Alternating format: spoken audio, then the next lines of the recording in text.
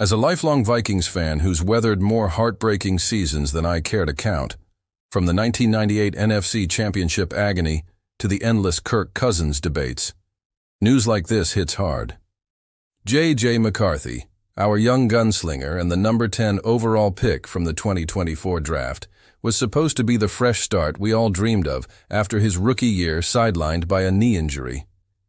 But just 2 games into the 2025 season, he's out with a high ankle sprain, expected to miss 2 to 4 weeks. It's devastating, not just for the win-loss column, but for a kid who's poured his heart into this team. I've watched McCarthy's journey from Michigan's national championship hero to Minnesota's hope, and seeing him hobble off US Bank Stadium on Sunday night against the Atlanta Falcons. It felt like déjà vu, a cruel twist in a story that was just getting exciting. As head coach Kevin O'Connell put it, it's crushing, and as fans, we're right there with him.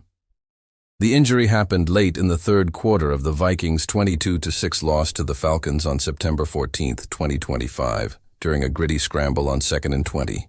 McCarthy, fighting for every yard down the left sideline, gained 16 before being tackled from behind by Falcons linebacker Caden Ellis. It looked like a hip-drop tackle, controversial enough to spark NFL debates, but the damage was done. He skipped a pass to Justin Jefferson on the next play, got taped up on the bench since the medical tent was occupied, and gutted it out. But Monday's diagnosis confirmed the high ankle sprain, ruling him out for at least Week 3 against the Cincinnati Bengals on September 23rd. ESPN's Adam Schefter reported the 2 to 4 week timeline, meaning McCarthy could return as early as Week 5 or miss up to half the season if complications arise.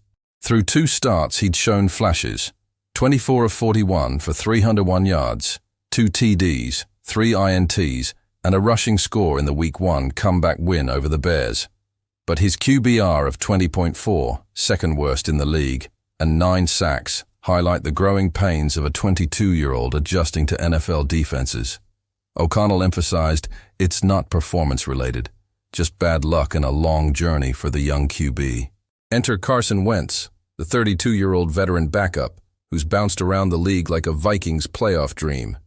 Eagles Super Bowl, then stints with the Colts, Commanders, Rams, and Chiefs.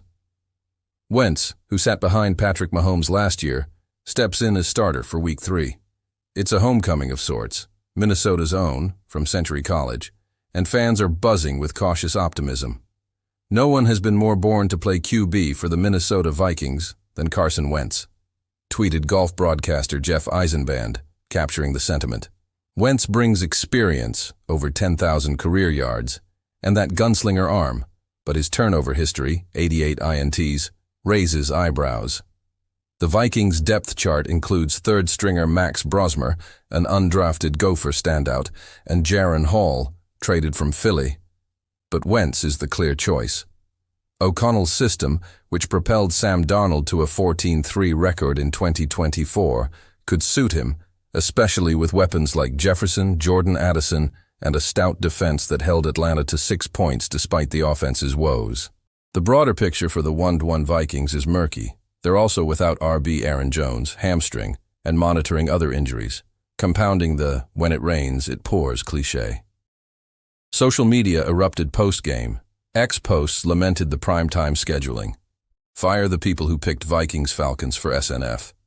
Celebrated Adam Thielen's return, he's back, and Justin Jefferson's milestone, 500 receptions, tying Larry Fitzgerald as the youngest ever. But controversy brewed too. One viral post accused the Vikings of being among 5 teams, with Lions, Colts, Bengals, Ravens refusing a moment of silence for assassinated activist Charlie Kirk, tying into national tensions. Fans are split. Some demand resilience. Valiant comeback versus Bears, but thrashed by Atlanta. Step up. Others meme the offense. One man can fix the O-line. The defense shone with 6 sacks and 2 picks, but without McCarthy's mobility, Wentz must protect the ball. This setback tests the Vikings' depth and O'Connell's coaching chops. They stumbled early in 2023, but rebounded. McCarthy's absence pauses his development, but it could be a blessing if Wentz stabilizes things. As a fan, I'm heartbroken for JJ, but excited for the fight ahead. Skol Vikings. Let's rally around this team and get back to contending. McCarthy will return stronger. That's the purple pride we know.